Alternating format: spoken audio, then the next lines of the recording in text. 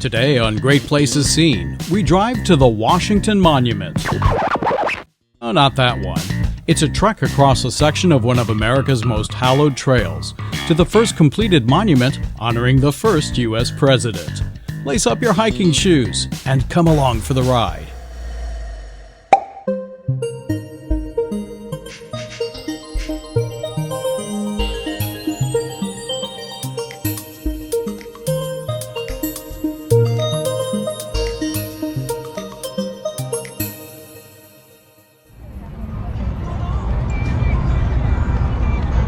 You'd think a monument to George Washington would be a no-brainer.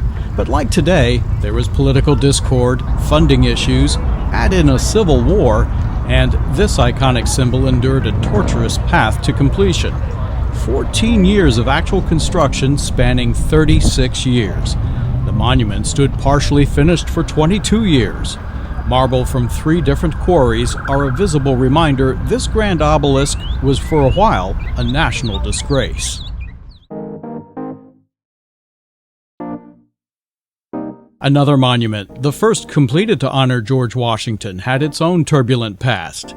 It's about an hour up the road from the nation's capital to Boonesboro, Maryland.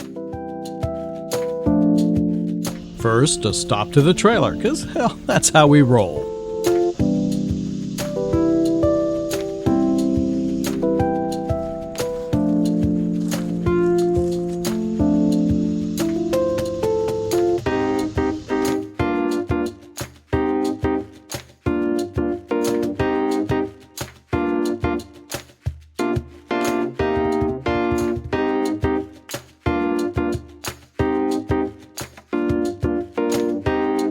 Historic Myersville, one of many small towns that found itself in the crosshairs of the Civil War.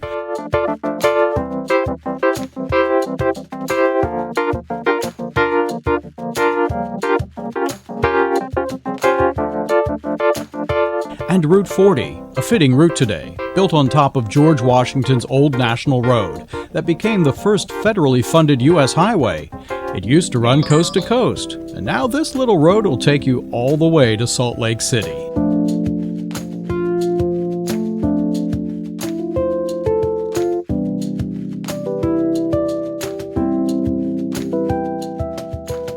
The Appalachian Trail itself is filled with history, a century of hiking adventures along an almost 2,200-mile footpath passing through 14 states from Georgia to Maine.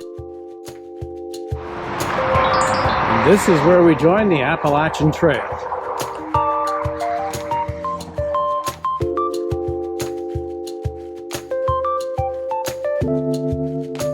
Nobody here.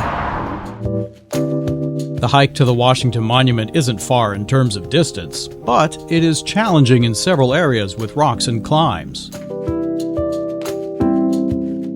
The route is mostly uphill with a modest 257 feet of elevation gain, the majority from the base of Monument Knob, where the AT rises steeply among the rocks.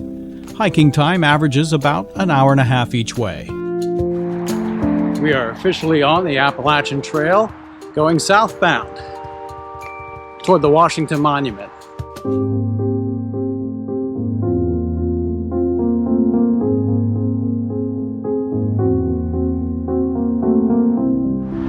And right here, we're passing between 2 yards.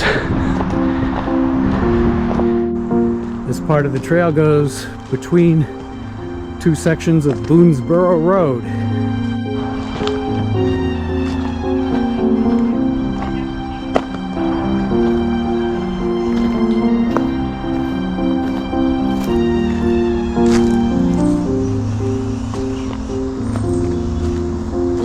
Following the famous white blazes, it's a beautiful wooded section of the Appalachian Trail.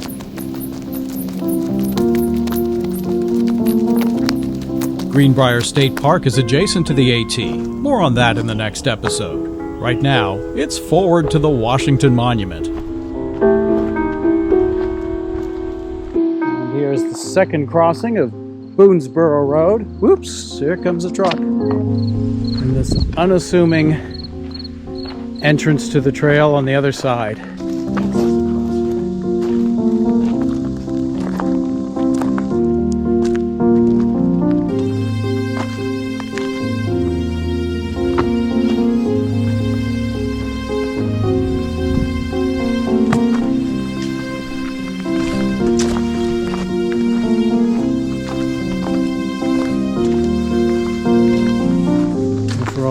rocks, you get a nice stretch like this.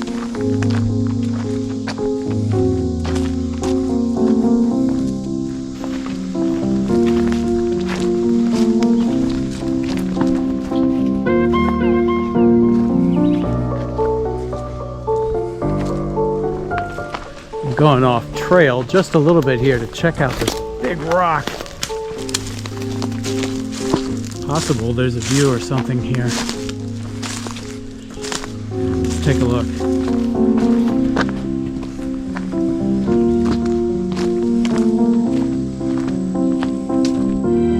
Yeah, nice view there.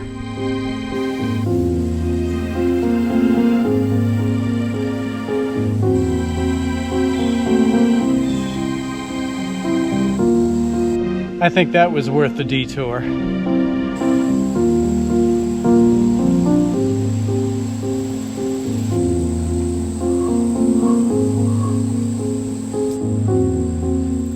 That appears to be a spotted lanternfly. This is an insect that has been a real problem in this region. Back down to the AT.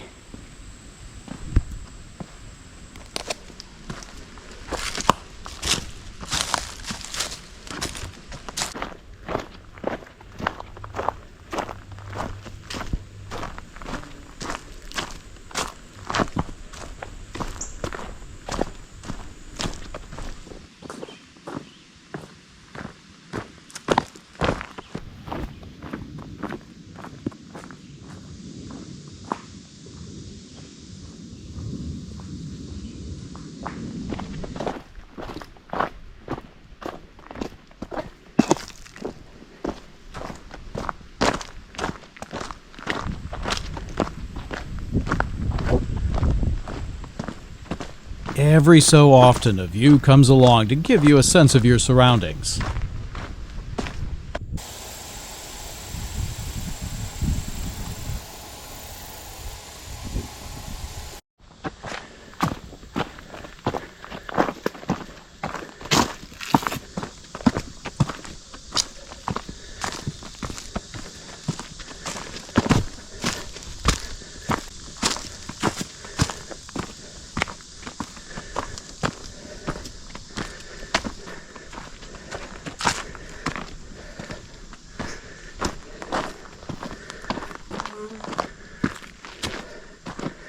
And emerging from the woods, the first completed Washington Monument.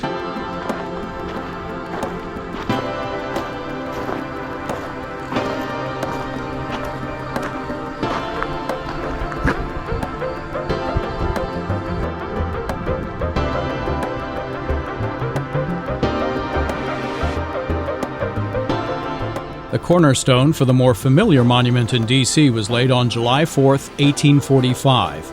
This monument also had its cornerstone set on July 4th, but 18 years earlier, and 5 years before a group would be formed to consider plans for the D.C. monument.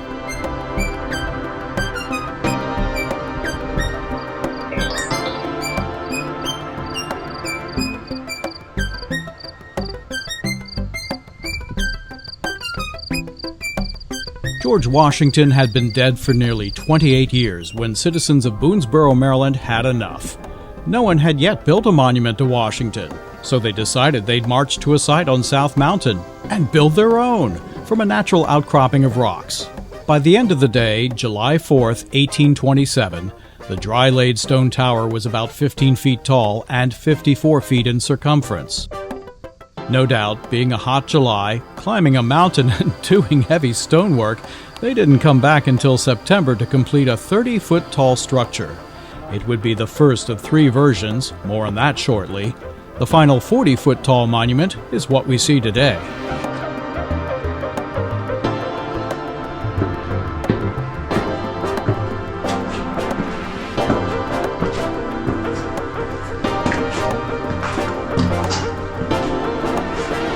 There are far fewer stairs to climb on this Washington Monument than the one that you're more familiar with.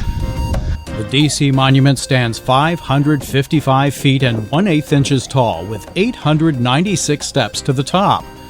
This one I counted a mere 34 steps. Ascent on the DC Monument steps stopped in 1971 and going down in 1976 for safety and vandalism concerns.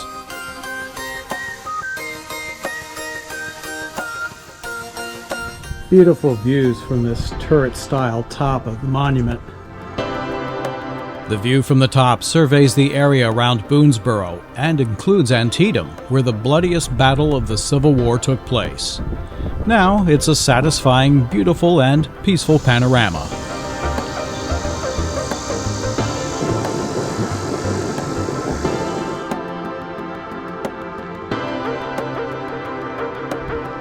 Another Washington monument in Baltimore was also under construction in 1827, but it was not completed until 2 years after this one.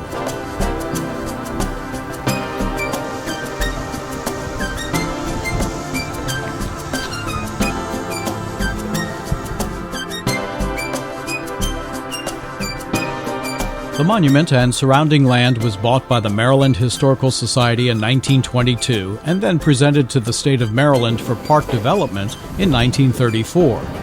The structure was certified as a Maryland Historical Monument in March 1972, and later that year in November, it was listed as a National Historical Monument.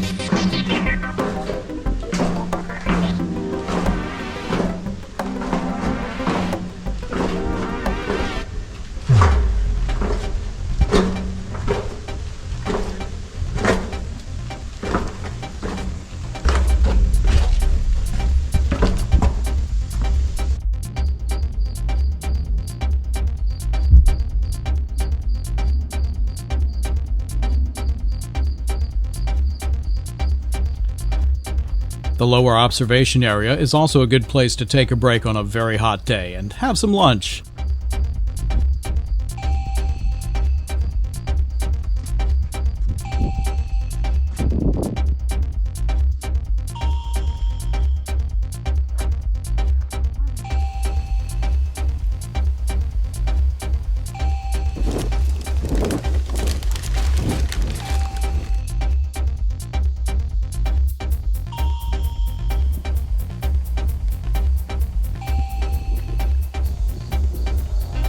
I didn't see any snakes, but plenty of spotted lanternflies.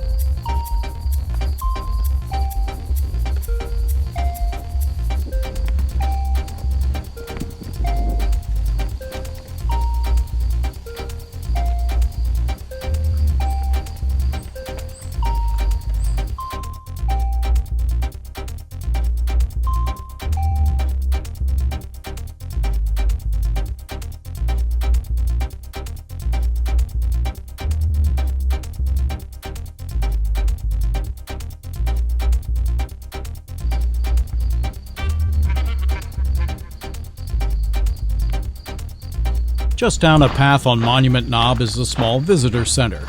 You don't have to hike the Appalachian Trail to get here. There's a road and a large parking area.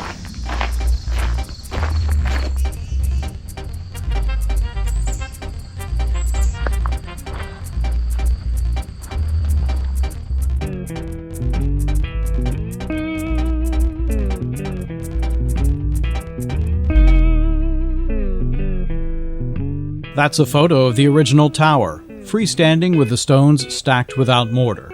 Times then weren't that much different from today. There was weather and vandalism, including an alleged blast of dynamite that took its toll.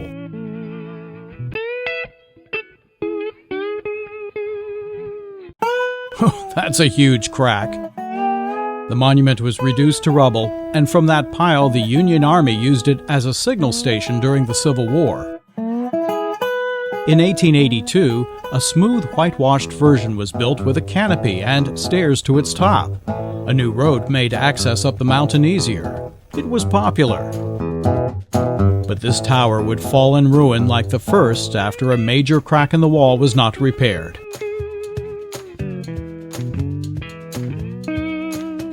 Finally, during the Great Depression in the 1930s, the first project in Maryland by the Civilian Conservation Corps, young unemployed men given work by the federal government, demolished and rebuilt the Washington Monument similar to its original milk bottle shape.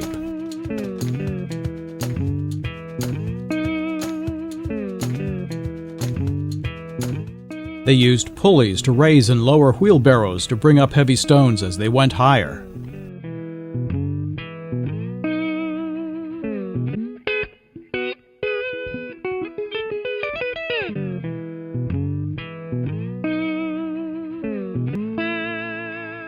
With the original cornerstone reset, a facsimile of the dedication tablet was installed.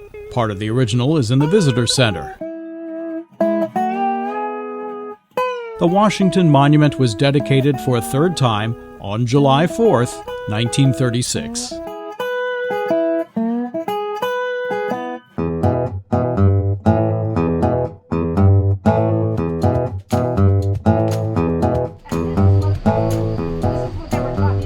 Heading back along the trail toward the monument and the AT, you can trace a timeline of George Washington's life, from his birth until his death in 1799.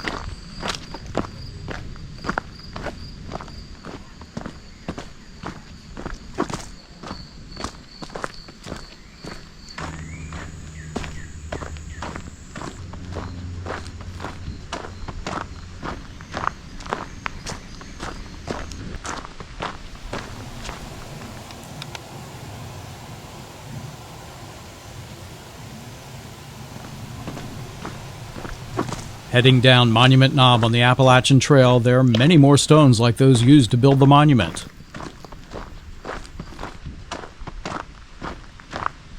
You'll also see logs placed across the trail with X markings cut in for hiker safety.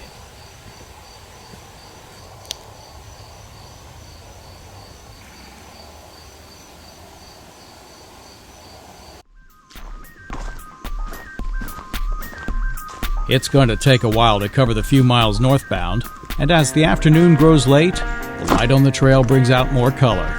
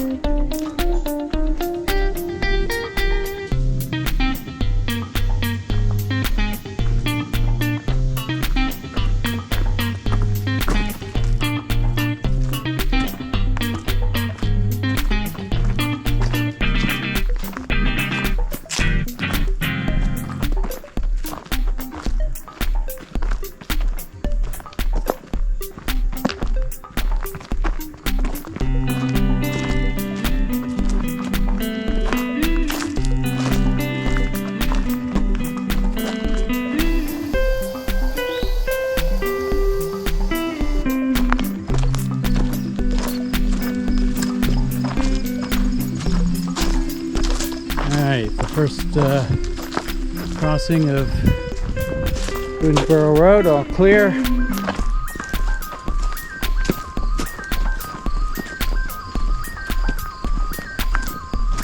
little unmarked clearing in the woods is the Appalachian Trail.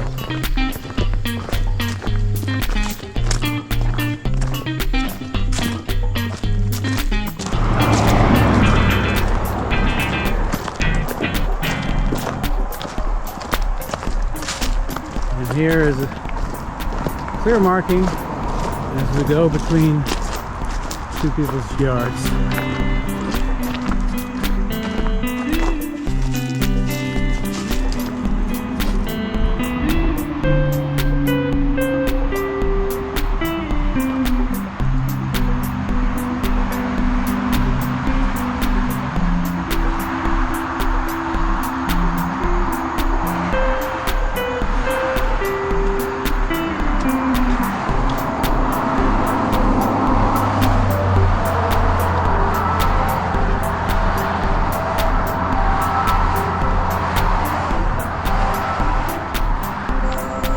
Back on firm tarmac.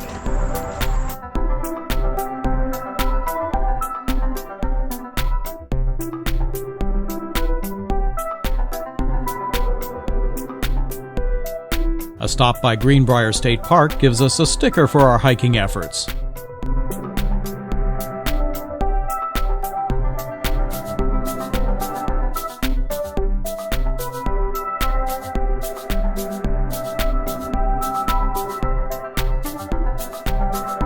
It's also base camp for the next hike on the AT.